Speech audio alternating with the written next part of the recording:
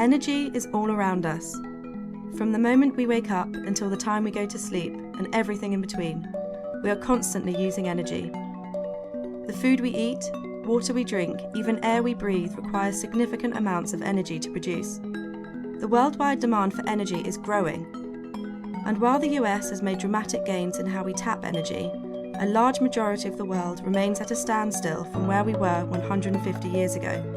According to the World Health Organization, more than half the world's population relies on dung, wood, crop waste or coal to meet its most basic energy needs.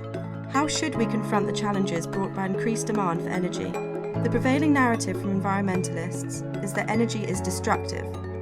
In their view, a growing economy means ever more environmental damage, so they push for sharp limits and heavy regulations on the kinds of energy we can produce and use.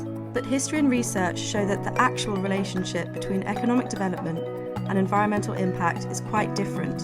This is called the environmental transition curve, or Kuznets curve. The environmental transition curve shows that for any given environmental resource, society passes through a predictable cycle.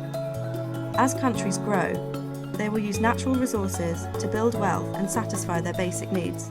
When a country grows large enough, it often consumes more than its local environment can sustain, and pollution or over-harvesting of resources can result.